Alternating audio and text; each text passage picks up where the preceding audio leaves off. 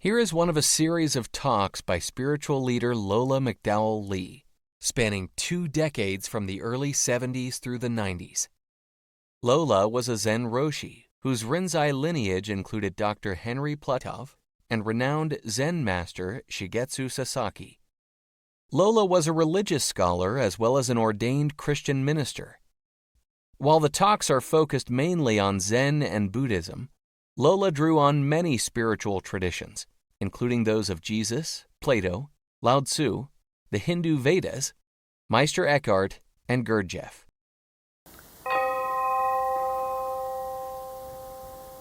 Well, today we're going to have something a little bit different. The Buddha said there are 20 difficult things to attain or to accomplish in this world.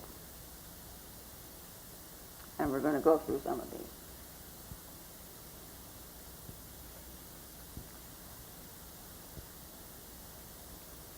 There is an old expression that's something to the effect of life is not a bed of roses. And then, of course, we have the modern one of I never promised you a rose garden. However, part of our problem, I think, it seems to me, with many people, is that we want the rose garden, but we want the rose garden without any of the thorns. You know? So in trying to make our life fit into this picture of a rosy life with no thorns, life becomes very complex and very difficult. Difficult even without it, but complex even without our fantasy, but we make it more so, huh? But even more difficult to be alive in the true sense of the word. To be born is one thing. Yeah, we're all born, huh? To be alive is quite another. In the true sense, huh? To have the whole of you alive. To be born is to be biologically here. To be alive, now we have the dimension of spirituality.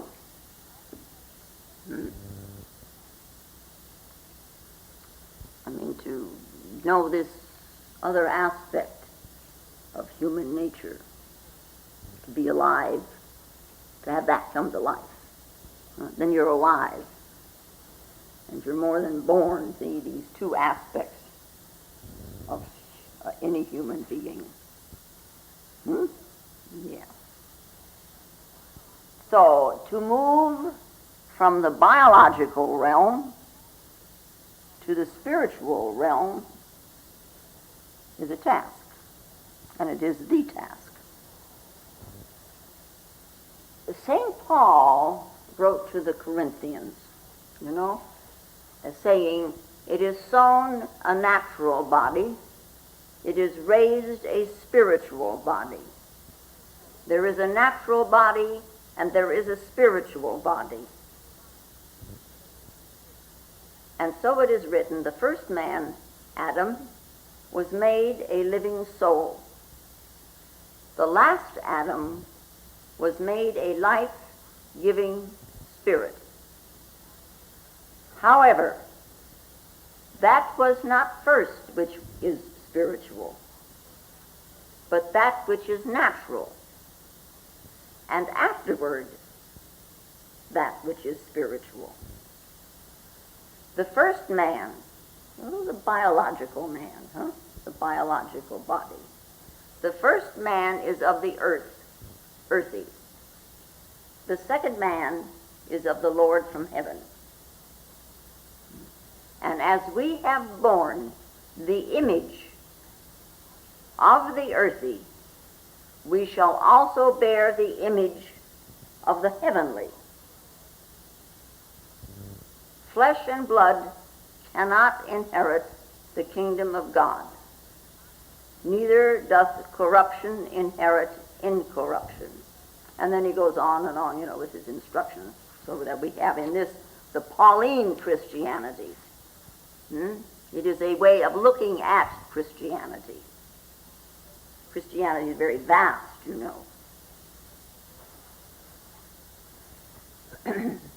Well, the greatest challenge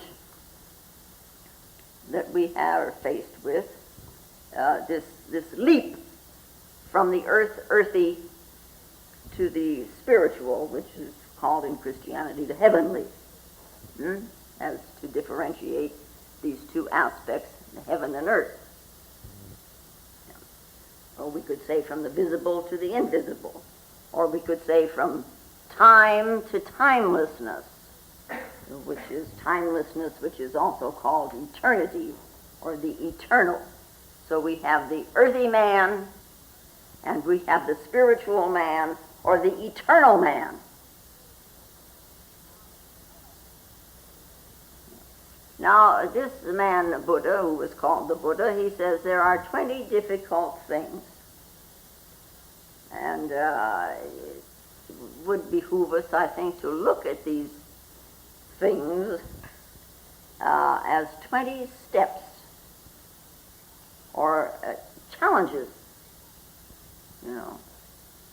And he spoke of these not to make you weary of them or to burden you or so that you would try to avoid something or try to escape something else. Rather, it is as if he made this very sweeping invitation, to look at these things and to accept them as a challenge to put yourself to. And he is saying, don't just sit there in the valley. The valley we know is very secure, and it's more or less convenient, and it's more or less comfortable after a fashion, So you may live comfortably, and you may die comfortably, but unless you make some kind of an effort, unless you challenge something in yourself, you are not going to grow spiritually. See, all you're going to do is grow old. And who needs that? That spiritual growth happens when you accept a challenge of yourself. And this is why sometimes I say, have a doubt. Have a question. Question what you do. Question yourself. Question your own validity. The things that you believe about yourself. Question. Accept the challenge. Now, so we're going to talk about some of these things. These we could call them instructions, in a way. And on reading them, why, they seem very small and insignificant, and they're things that we all know, or think we know, But I can't imagine a man such as the Buddha is, that he would just talk about insignificant things. No. So it would behoove us, and it is finally in the final analysis up to us, to go into the depths of these small, insignificant things, and then perhaps maybe we will see that they have a great bearing.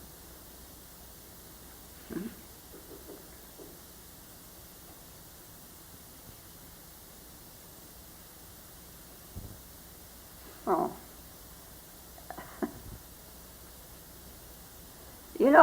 When we look at this thing, in a manner of speaking, this search for truth, the one truth, the truth, the truth that's going to make you free.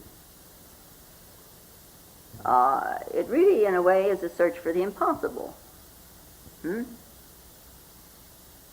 But the beauty of the whole thing is that the impossible happens. The impossible becomes possible. I am sorry to say, like everything else in this life that we find around, you pay for it. You pays your money and you takes your choice, they say. You pay for it with some pain and long hours of sitting, and you pay for it by coming out here and listening to this. Huh? And then when you sit for meditation, you pay by letting go of the earthy man. Hmm? If you can let go of the earthy man, then the new man rises. And that new man is uncorrupted by time and space, is uncontaminated by anything. So we call it eternally virgin. And so, we go along and we long for the impossible, and we desire the impossible. And in this way, if we do our part, it comes into its own. The impossible becomes possible. I mean, you can go to a lot of places and they'll say what you're trying to do is impossible. Nobody can do that. Nobody. I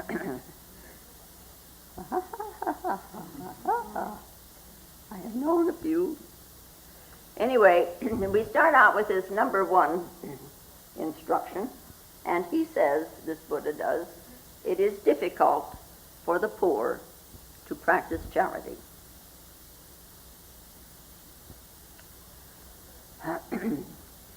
In order to share something, that is practicing charity, in order to share something. Charity is, when you give something to somebody else, it's sharing what you have with someone else. It is, in a way, remembering when you are sharing that we are all of the same vine. We're all little pumpkins on the same vine, or all little cabbages, or cauliflowers, or whatever, little pumpkins. And, you look around and you see that people are trying to share love, what they call love. And they move through their life to this with a great deal of hope. And they move with a great many dreams, and they have a lot of fantasies about it. Oh, and love is the main thing, and love is good. And yet their lives become miserable. The problem, I think, is that many people are just simply sharing their loneliness and calling it love. They're not sharing themselves. They're still riding on the surface. And they're not at all aware of the center or the core. And not being aware of a center or the core of themselves, thusly are they called poor.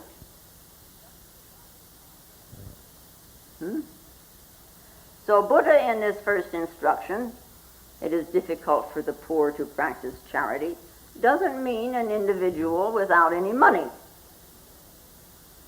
but an individual who is not rich within. How can he share what isn't there, what hasn't yet come to life? Which is a rather different point of view at this instance than the one that Jesus had, who said, you must become poor in spirit in order to inherit the kingdom. That's an entirely different thing. So we keep them separate. All these instructions. If a man is poor in spirit, it means he has nothing for himself. See? He hath nowhere to lay his head. He's no longer like the birds and the foxes. They all have their nests and their holes, but man hasn't. And when he has not got any of these, the spirit is very strong in him. And when he is in the spirit, using Paul's terminology, when I was in the spirit, then the earthy man has nothing. He's poor. But at the same time, being poor in spirit, he's wealthy. He's a rich man. Huh? Do you follow me? Okay. Well, I mean, if you are in the spirit, say you've moved all together over to this other aspect, what's there to have? What do you think you're going to have?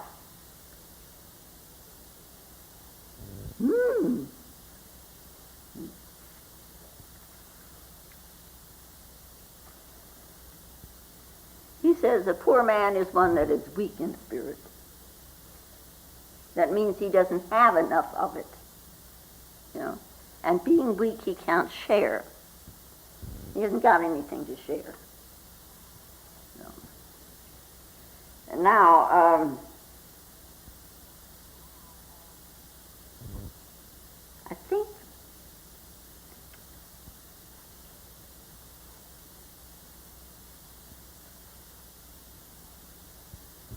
I'm going to quote St. Paul again. I'm off on St. Paul this morning. And he said, though I speak with the tongues of men and angels and have not love, which very often we find translated as charity, because the translators didn't know what to do with this Greek word. And have not love, I am become as sounding bronze or tinkling cymbal. When I was a child, I spoke as a child, understood as a child. I thought as a child.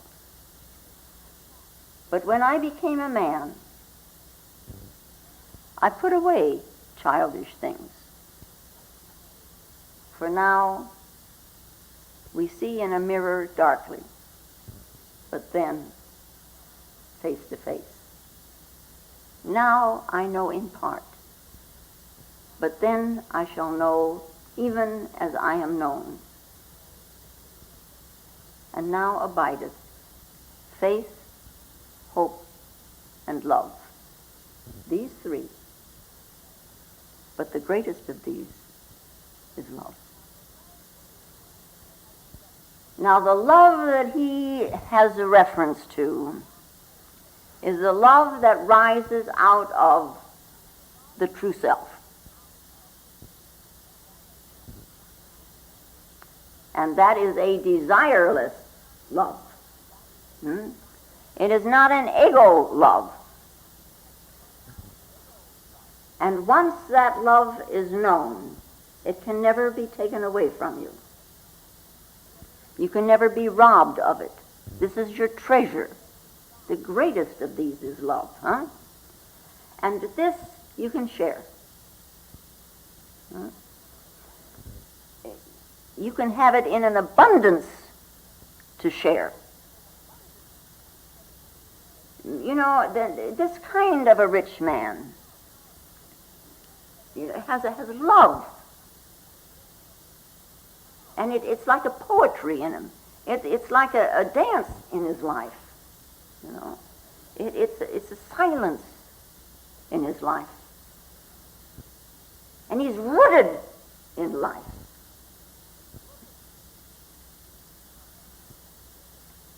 And we see so many, this constant, I love you, I love you, I love you, without even considering the fact that love has not yet grown in their hearts, that it has not yet risen. And we see how they act, and we know they don't love themselves. And if you don't love yourself, then how can you love another? And then they say, well, I'm not happy alone. If you're not happy alone, how can you be happy with somebody else? You can't. To be filled with love, in yourself, which is not a projection onto somebody else or to some object. It's just love. It doesn't need a thing.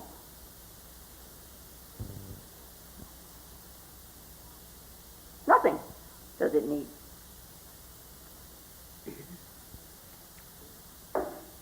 You know, you can dance without an audience. At times the audience is a barrier against you're really flinging it around and dancing. You can dance without an audience. You can sing without a listener. Can you love without a lover? Just love? Or does it have to be something to put it on? Just love.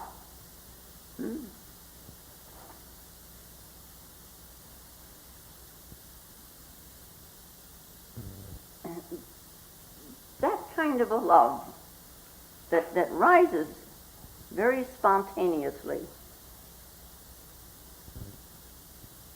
It comes out of the roots, you know, and it covers the whole universe.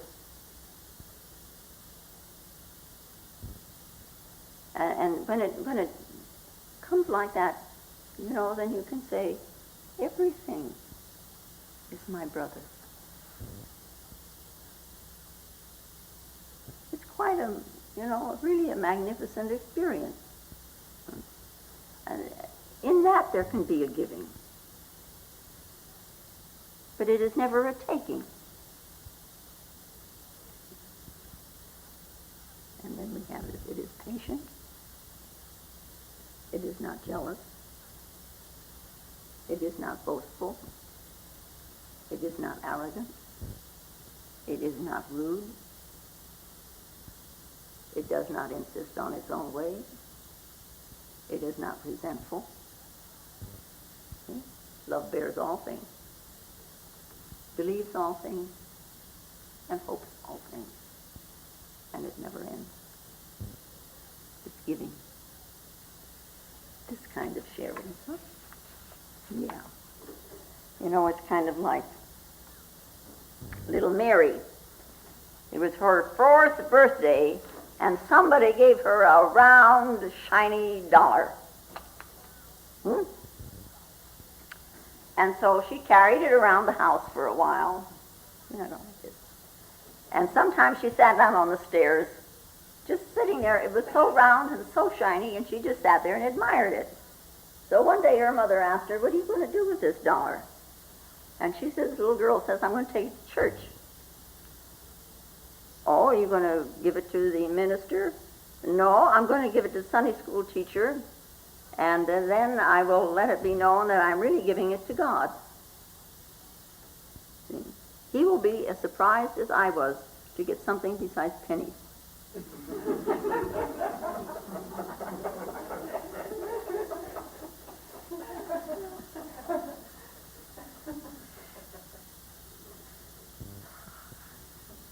Well, it's kind of cute, huh? You know, when love rises, you know, this spontaneous from the core of you, then meditation is possible. See? Then this unity is possible. When this rises in you, you know, you have something to let go to. And we always talk about let go. There now you have something to let go to, and it makes it so much easier, you know. And after all, you know, the way sometimes it's done, it's rather penurious. And maybe God is tired of our pennies. Huh? Maybe God is tired of our poorness. Huh? Maybe God is tired of our misery. So bring him something alive. Huh? Bring him love.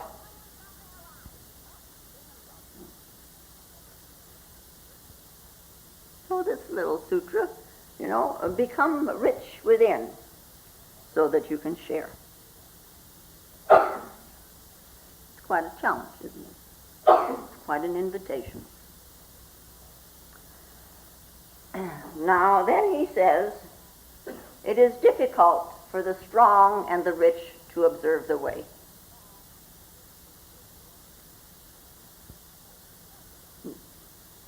Well, in the Bible we find it is easier for a camel to go through the eye of a needle than for a rich man to enter the kingdom.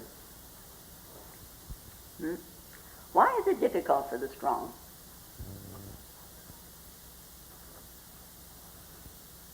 Because when you're full of that kind of strength, as a general rule, you say, I am sufficient unto myself. I am enough. And so they don't seek. This is the very time to seek. You've got the strength to do it. You seek with your strength. When you feel very strong and very secure and very confident, now's the time to do it. This is your opportunity. Usually we start turning around a little bit to look at this thing when we feel kind of weak. We're kind of like the little boy who was asked, do you remember God at night when you go to sleep? Oh, yes, every night. How about in the morning? What's the point in the morning? There's daylight and everything is known. Yeah. In the morning, everything is where it should be. Why bother? It's our common attitude. When we're ill, then all of a sudden we start feeling religious. I better start looking, Or when we begin to stumble around with age, then we begin to, where am I going? We start remembering and we start asking, what is this source to which I am to return? I'm getting ready to go. I better find out what it is. We'll all go there someday, so find out what it is. And there is a feeling amongst a lot of people, younger people, that religion is for the elderly. That when you start departing, then you start looking. It's kind of, that what else are you going to do with your time now? You've done everything else, so it's kind of like we've got a shopping list, huh? It's life. You do this with your life, and you do that with your life, and you do the other thing with your life, and God's on the bottom. The last item on the list. When we have purchased everything else, or then when there's nothing left to purchase, and we're old and doddering, then we can look. The Buddha, he was trained in the Hindu way. After all, he lived in India, and what was there then was Hinduism. And they believed in the different stages of man. The first 25 years was given to education, and then 25 years, the next 25 years was given to being a householder. You got married and you raised your children, and then the next 25 years after that, you spent setting your children up and, getting them married and seeing the grandchildren and start around. And then the last 25 years, why, then you could look for this bomb. When everything else had happened, then you could start looking. And all the joy that they could have had and missed. Because it should have been at the center of everything all the way through. It is not the last item on the shopping list. It's the first item always. And everything else goes around it. The challenge, when you're young,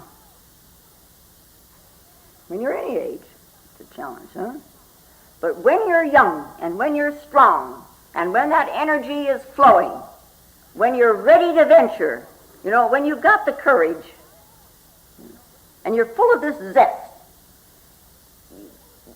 take this challenge and move into this unknown with your strength.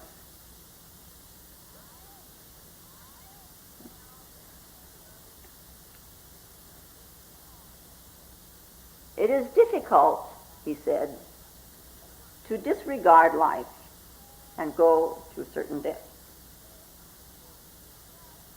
Well, we find life enchanting. We're enchanted with it. Good, bad, or indifferent, we're enchanted with it. It has beauty in it. And it's like it's a magic word.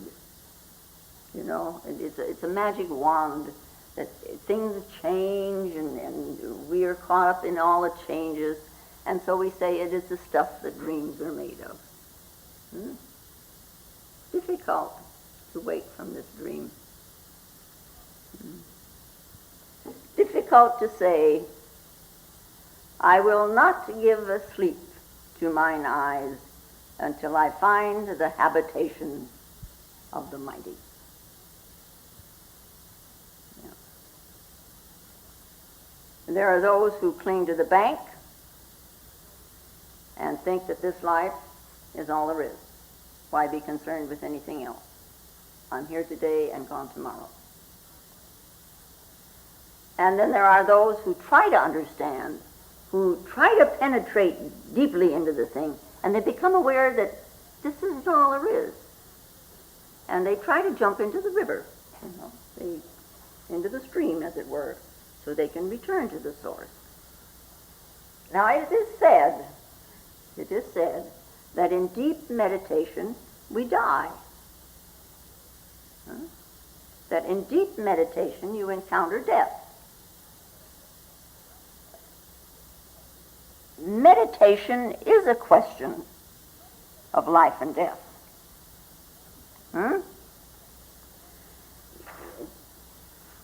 This word death, it really seems to be one of our biggest, greatest, deepest problems. And we are born to die. That's what happens to the earthy man. So let us find out beforehand what this experience is about. And we can, you know. The experience of encountering death. And through that experience you find that you are deathless. You are that which was never born and never dies. We say it over and over again. To actually come up and to go through the experience is quite feasible. However, the way we're brought up, we avoid talking about it. Or we talk about it in a very somber voice. Or we talk about it very quietly. It's a very unpopular subject. Nobody seems to know what is going on. Yeah. We're embarrassed to speak of it at all, really. There was a man by the name of F.W.H. Myers, and he was an author. He wrote many books, and he wrote a lot of poems. And then he finally got interested in spiritualism, in that movement. And then he began to write books about that. And one day he was questioning a woman who had lost her daughter. Now that's not a nice experience, huh? Anyway, he asked this woman what she supposed had become of the daughter's soul.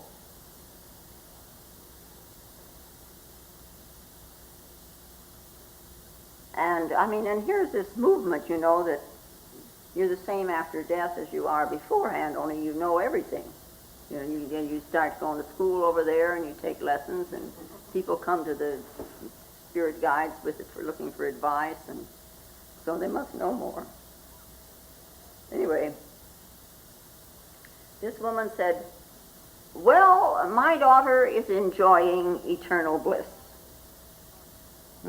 But let's not talk about it.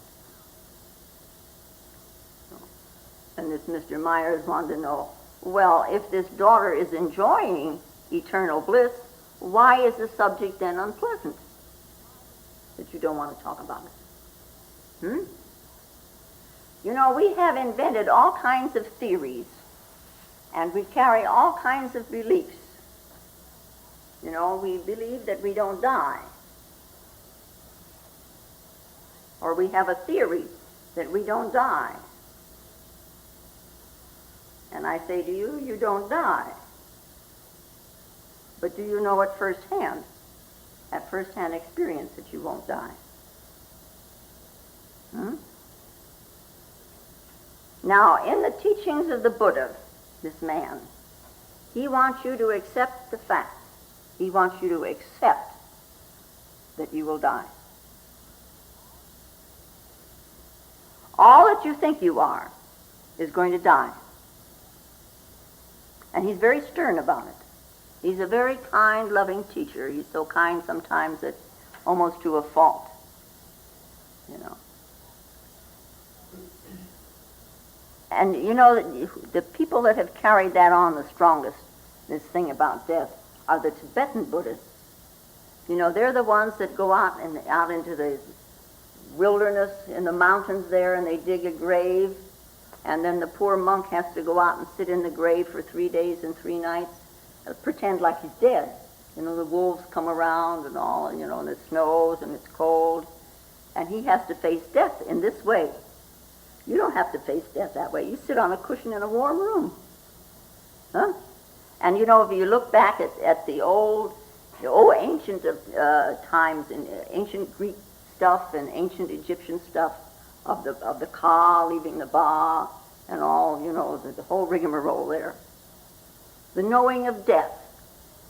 And Ignatius Loyola, you know, who was the founder of the Jesuits, he trained his monks very similarly to the Tibetan Buddhists.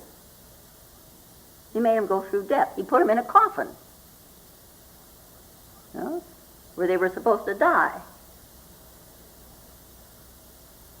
Face death. You know, because, you know, there's a lot of monks who sit and chant, you know, they chant, I am eternal life, I am Satchidananda, I am Satchidananda, I am Satchidananda, you know, I am true, always true, I am bliss, always bliss. Huh? Well, maybe they're just trying to find a place to hide.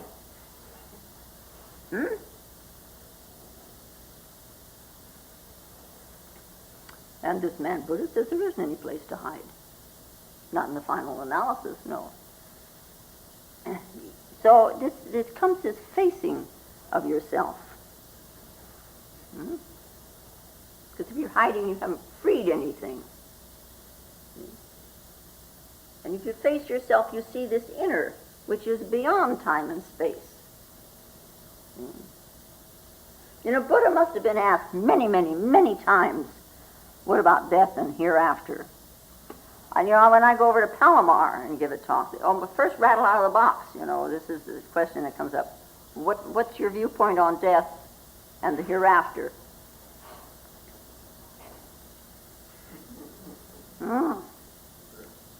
Buddha never answered. Huh? It's a secret. Huh? Maybe this is why we fear it. Death is a secret.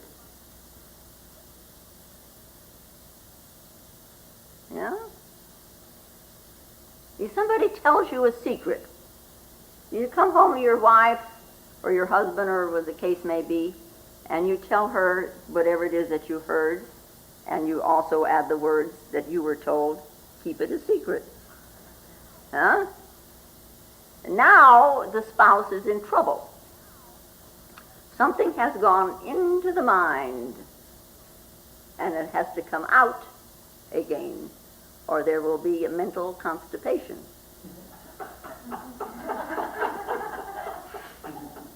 Huh? And we worry with this thing around here long enough, and finally, if we haven't gotten rid of it, it all bloops out at once, and the mental constipation has turned into mental diarrhea. You know, blah, blah, blah, blah, blah. It's very difficult to keep a secret. You can keep a secret if it hasn't come from out there. If it comes from out there, it has to go back out there. But if it has arisen in you, if it has its roots in you, then you can keep the secret. And so Buddha kept the secret. He just said, you know, you find out for yourself. No one had told him what the secret was. He hadn't read it, and he hadn't heard about it, but he knew it. When something rises in you, it's yours. And here was this very stern teacher, a loving, kind teacher, who could keep a secret. And people would come to him and they would say, we understand. Yes, we do. The body is going to die, and the mind will die, and the emotions will die. But what about the self? What about the Atman? And then he would say, no self.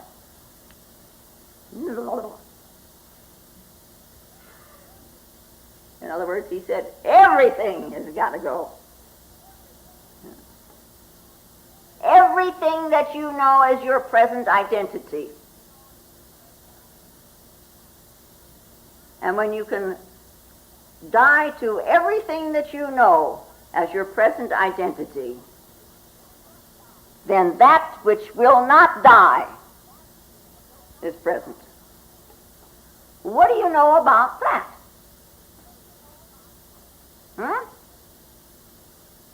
If you can just disappear in your meditation, if you can meditate so deeply, go so deep within yourself that you are no longer, then you will know what remains. Of course. You will know that which existed before any of your identifications, and then because it exists now, it is in existence rather like parallel lines. Here's you and here's you. Here's earthy you, here's spiritual you. All you gotta do is jump over. Isn't that so difficult, huh? Big secret. Jump over. Yeah. Anyway, then this number 4 instruction says, I'm not going all through those 20. You can relax. Number 4, it is only a favored few that get acquainted with the Buddhist Sutra.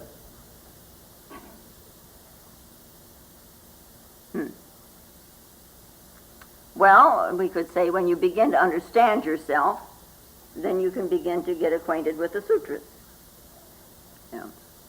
Because then you begin to understand what they mean. It's the same thing, then you begin to all of a sudden understand the Christian Bible. Because up until, if I asked you this, in the beginning was the Word. What is this word? How is it spelled? What does it look like, this word? What is this word that came and dwelt among men and gave us life and light? What is this word? What are they talking about? Do you have a concept of it, this word? Or do you know it actually? Or do you know the difference between a concept and actuality?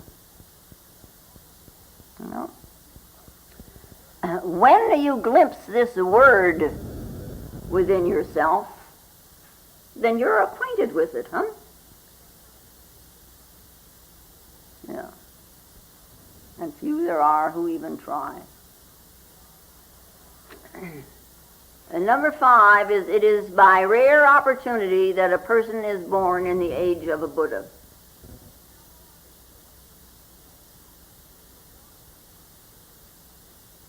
So you think there were a few lucky people who lived 2,500 years ago and became a monk in the thing, the Sangha. Rare opportunity that a person is born in the age of a Buddha. Well, we may not personally have known Gautama Shakyamuni, but we know a few others. We know Henry Platoff, and we know Kogetsu Roshi. We've met him. And we have the capacity, and we have the ability, I hope, to see what meeting the Buddha has done for them. And we have the opportunity to be born in that Buddha nature that is within us. And when we are born to that, we are in the age of a Buddha.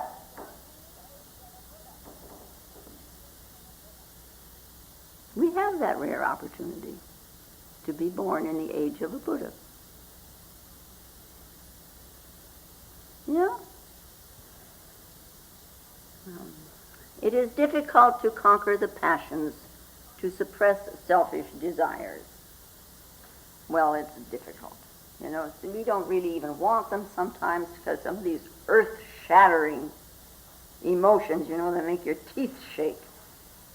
And we go through it and go through it and go through it.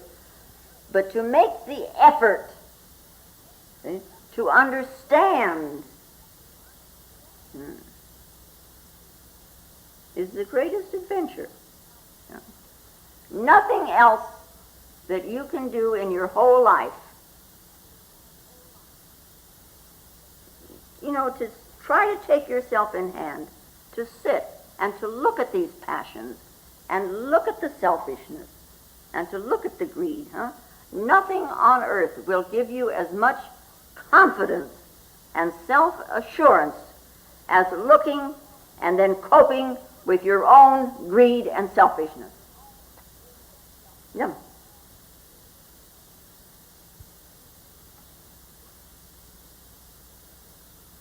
That simply means pay attention. Pay attention. It is difficult not to hanker after that which is agreeable. Well, of course, Sure. There are so many things we would like to do.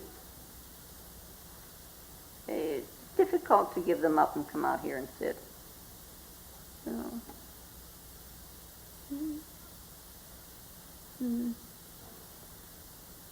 I'll skip it this time.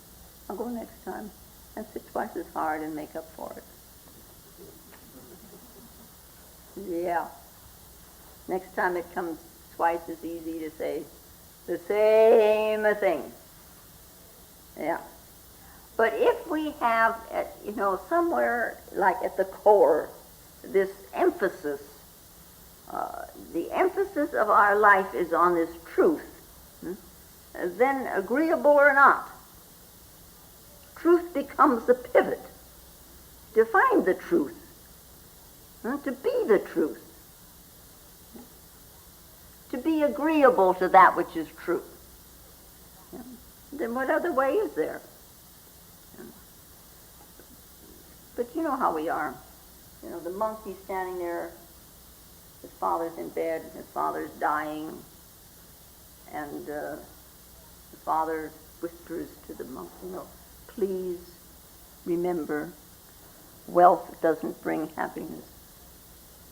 And the monk says, yes, Father, I realize that. But at least it allows me to choose the kind of misery that I find most agreeable. Yeah.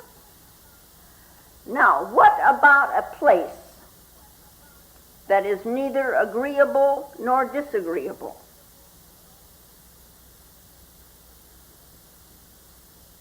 That it is just what it is. So, he's saying in a manner of speaking, we can't stop living in a fantasy world. Hankering after that which is agreeable. What is it that is neither agreeable nor disagreeable?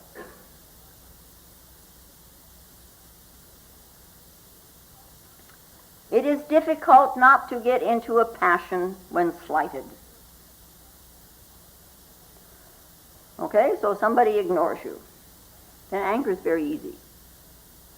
If somebody insults you, away it goes, this anger. It's blown around like a leaf in the wind, and you ride along with it because you're identified. Yeah. Instead of using that very opportunity to just be quiet. When somebody insults you, it is a tremendous opportunity to become aware. You're being given a chance to grow. Somebody's handing you a chance to grow. Don't miss it. You know, if somebody insults you, it doesn't take any intelligence to blow up. But if you remain rooted, instead of, okay, it is difficult not to abuse one's authority. Now, this is something we see almost every day. You go to a railway station, a bus station, go to the store, or whatever, lots of them, and in a railway station, let us say, for instance, the booking agent, he's doing something. Anything. And you can see that he's really got nothing to do. But he's got a book, and he's turning pages here, and he's turning pages there. It's a delaying tactic. I've seen it. I know you've seen it. He has the authority over you. When he is ready to say, okay, now I'll sell you a ticket, then he'll sell you a ticket. But in the meanwhile, you have to wait. He's abusing his authority.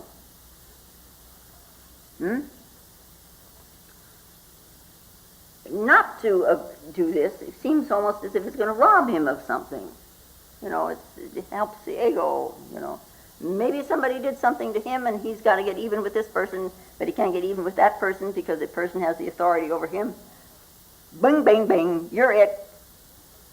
And it's like the little kid that comes in and says to his father, Papa, can I go out to play? And Papa says, no.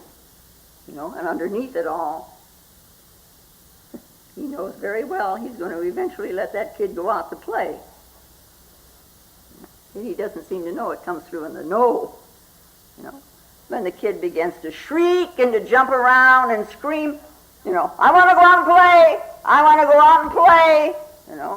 Then finally, in desperation, Papa says, okay, go. Or either that, he says, well, go ask your mother. But you see, at one place, at the beginning, where he could have right away said, okay, go ahead and go and play. Because he knows he's going to eventually. But he makes the kid go all through that stuff. He has an authority. He's going to show it. But the little kid also has some authority. Huh? Yeah. He has a tantrum.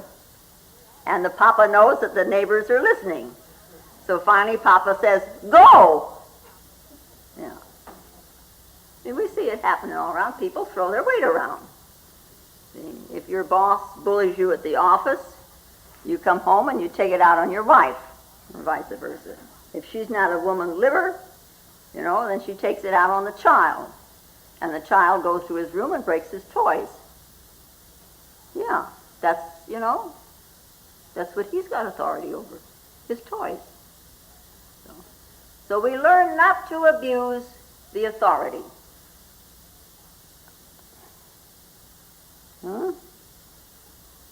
Because you do have authority over somebody.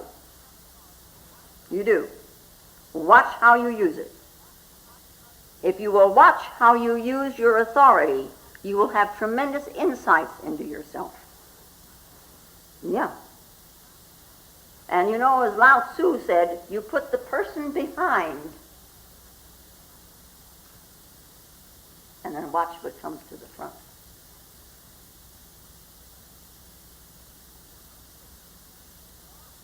Do not abuse your authority. Rather that watch your authority.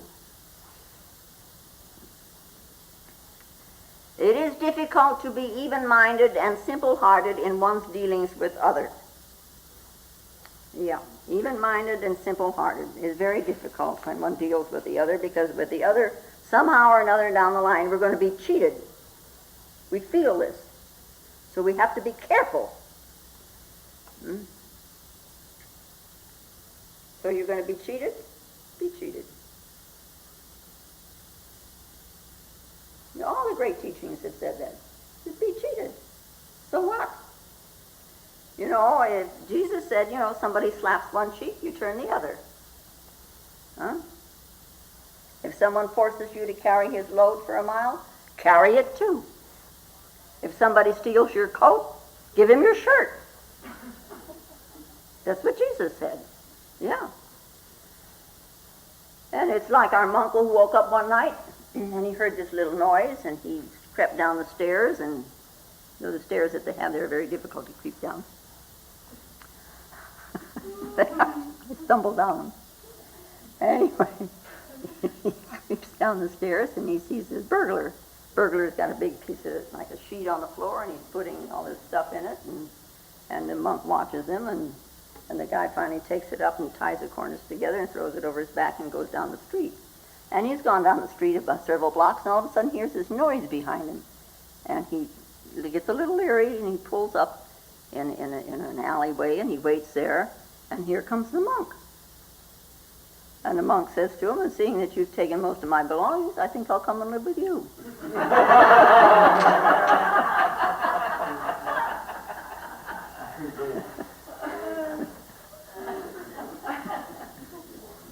You know? It's quite easy to be simple-minded when you're all alone. But what's the point? Huh? When you're all alone, usually you're not dishonest. Usually when you're alone, you don't lie to yourself.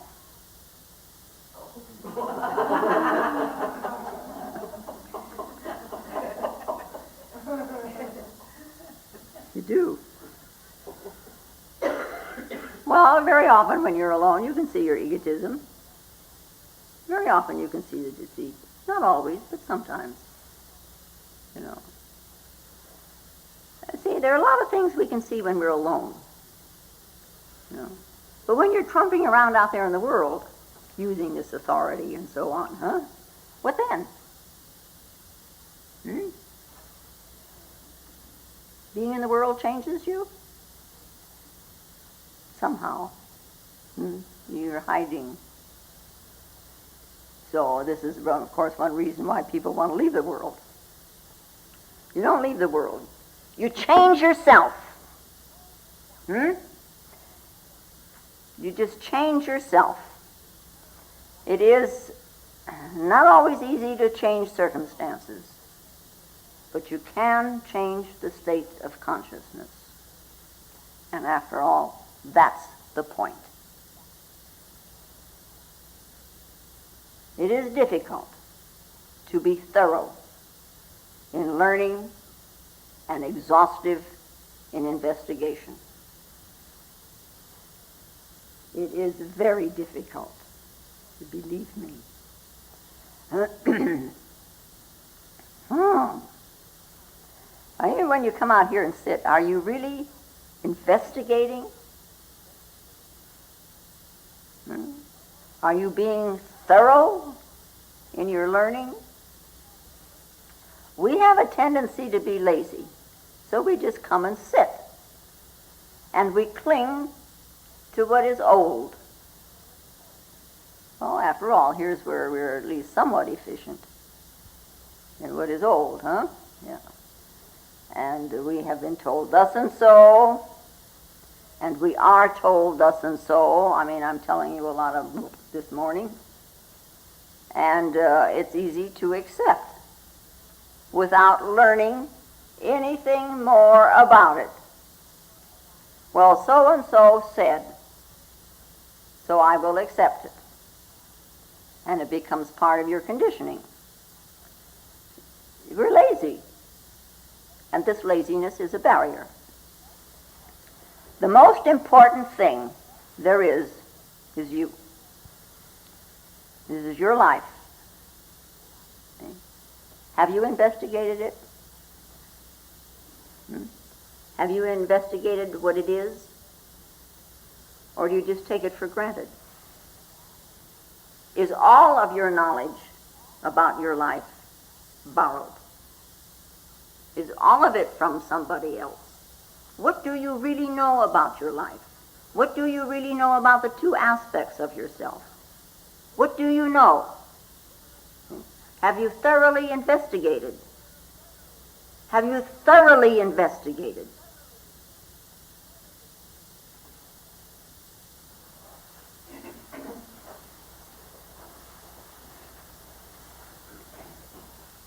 Simple little system. And now, may the peace and the power that passeth all understanding hold us and keep us in the love of the Christed consciousness while we are seemingly separate one from another. And I thank you very much for coming and sitting still so long. If you find Lola's talks valuable, more will be posted in weeks to come.